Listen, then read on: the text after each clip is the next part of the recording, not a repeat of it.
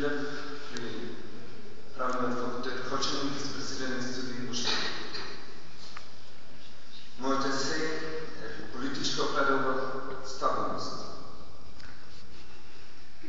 Само стабилността, която му носи имината на човек, би му прижала благосостоје во сегашност. Кога човек би отворил грижите за тоа што ќе го има, би уживал во она што го има. Подсвесно секој, помалку или повеќе, ја бара или вложува во оваа стабилност. Единствен начин да има е да победи обществениот систем кој дизајнира да не уништи. Надмојките на овој систем би ни дозволува да го победиме. Мојките на единката со системот е карактеризирана со тоа колку ги задоволува и има задоволено своите интереси.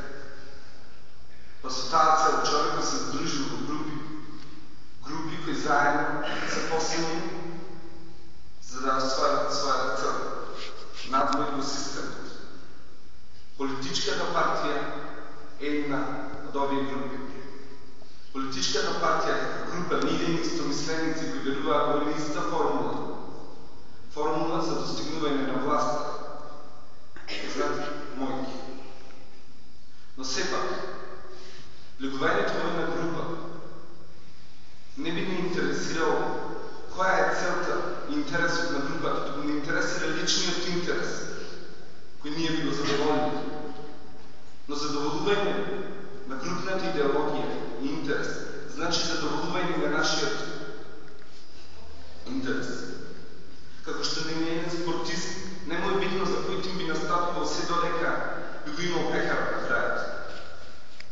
Тоа значи дека качувањето на идеологијата на партијата значи само качување на лифтот кој не води до успехот. Но ако разглобиме подетално, ќе видиме дека идеологијата на партијата единствено составена од свеќањата на нејзините поединечни членови. Затоа, ако вистински ја познава конструкцијата на една група, тогаш спротивностите со оваа група нема да не припајат комунизам. Неопходно длабоко да се познава свеќањето на групата. Тоа е неопходно затоа што ако сакаме да просперираме во оваа група, мора да познаваме суштината. Идеологија на политичките партии, на групите, секогаш е прецизирана со одлуките кои тие групи ги прават или пак имаат намера да ги направат. Но сепак, нашата духовна собственост е изградена на нашите мислени сваќања, кои ако не се поистоветуваат со овие сваќања на групата, тогаш не треба да бидеме заедно. На светот постојат толку многу размислувања колку што постојат луѓе.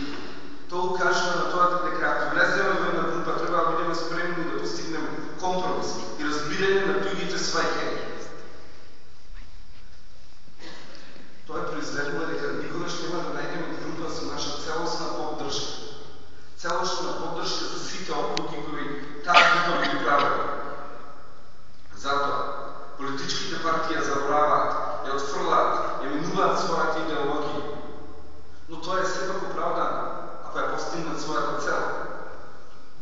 Целта да освојат власт. Силна и моќна партија, една партија која успеава да заведе повеќе луѓе, да веруваат во нејзината идеологија, а истовремено да успее да ја достигне власт. Слободата на размислување поради ова направи од партиите хибридни творби.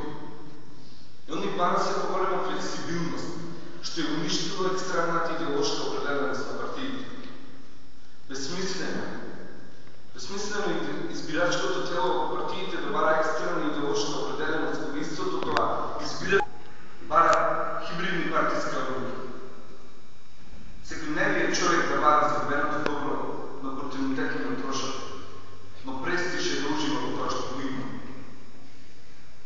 Не е лесно човек да живее во овој систем кој исполнет со слобода, че единствена придобивка е неугнетеност. Но сепак, прашање е дали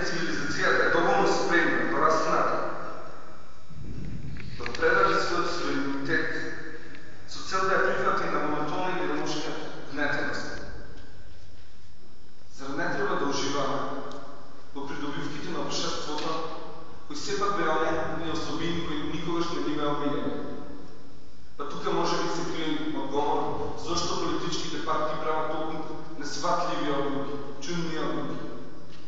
Тук е коренът на сите песимистички погледи, кои миришат стабилност.